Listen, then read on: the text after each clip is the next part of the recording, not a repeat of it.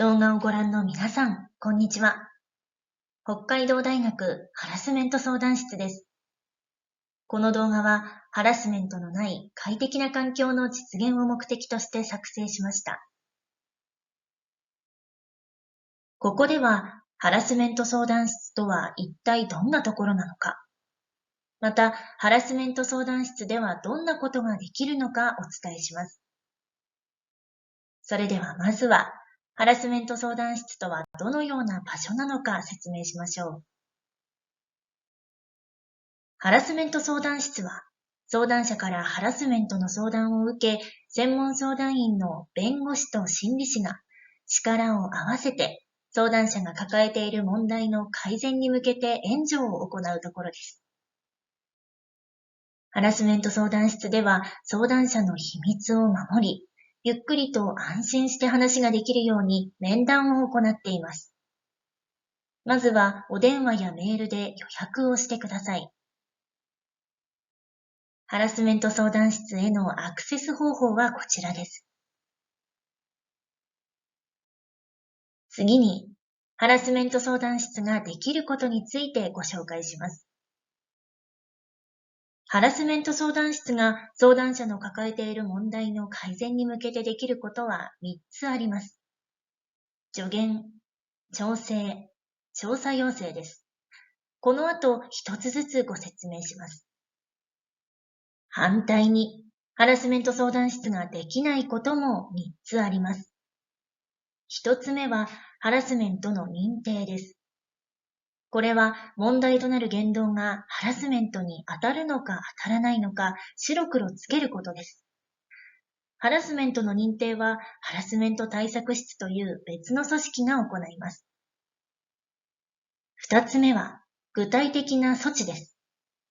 措置とは例えばハラスメントを受けた学生の研究室を別の研究室に移動させるといったことです。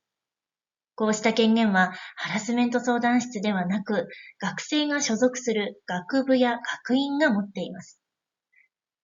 3つ目は、加害者とされる相手への処分です。加害者とされる相手への処分は、学内の別の規定に基づいて行われます。それでは、ハラスメント相談室ができる助言、調整、調査要請の3つについて1つずつご紹介します。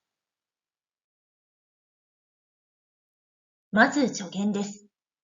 助言とは問題を解決する方法についてアドバイスをすることです。相談者が抱えている問題を解決するための方法について情報を伝えるとともに、それを実行するための手順、さらにはその方法を実行した場合に期待される効果と副作用の可能性について案内をします。専門相談員はこのような助言を行った上で、相談者の自己決定をサポートします。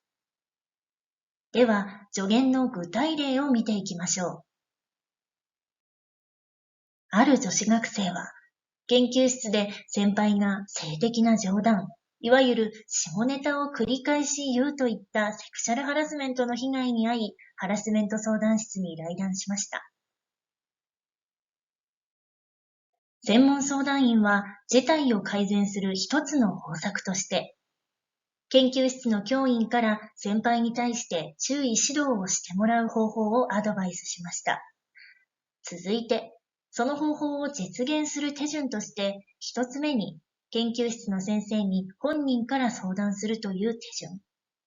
二つ目に研究室の先生、または叱るべき責任のある教員までハラスメント相談室から先輩を注意指導してもらうように要請するという手順があることを説明します。さらに、注意や指導が行われることで問題の改善が期待できる反面、先輩との関係が気まずくなってしまう可能性も考えられることを伝えました。このように、相談者の希望を確認しながら支援をしていきます。続いては、調整です。調整には、当事者同士の話し合いをサポートするといった人間関係の調整と、叱るべき責任者まで環境改善のための措置を依頼するといった就学環境の調整という2つの方法があります。例えば、加害者とされる相手まで心情を伝えてほしい場合や、加害者とされる相手との関係改善を望む場合などは、人間関係の調整が適しているでしょう。研究室の移動や指導教員の変更を望む場合、また、叱るべき責任者から加害者とされる相手に対し注意指導を望む場合などは、就学環境の調整が適していると言えます。調整の具体例を見ていきましょう。まずは人間関係の調整に関する一例です。ある学生は、指導教員まで研究の指導をお願いしても忙しいから無理と言われ、十分な指導時間を確保してもらえず、研究の進捗に支障をきたしたため、ハラスメント相談室に来談しました。専門相談員は事態を改善する一つの方策として、専門相談員が指導教員に対して事実確認を行うとともに、学生の困っている点や心情を伝えながら、事態がいい方向に向かうための話し合いの機会を持つ働きかけができることを伝えました。続いて、就学環境の調整に関する一例です。ある学生は、指導教員から研究とは全く関わりのない用事を何度も頼まれ、断ろうとすると、私の機嫌を損ねると卒業させないよ、などと言われてしまい、ハラスメント相談室に来談しました。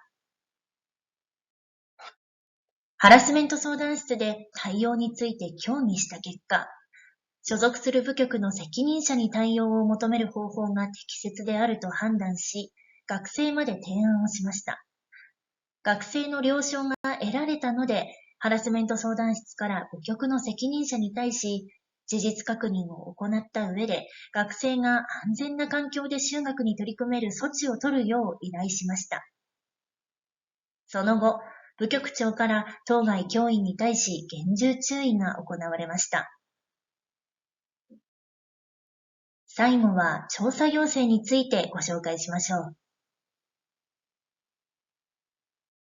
調査要請とは、事実関係の調査とハラスメントの認定の機能を持っているハラスメント対策室に対して、ハラスメント相談室から事実関係の調査を要請することです。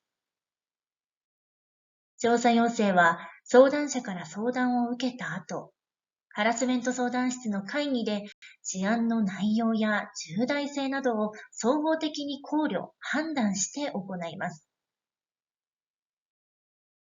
最後に、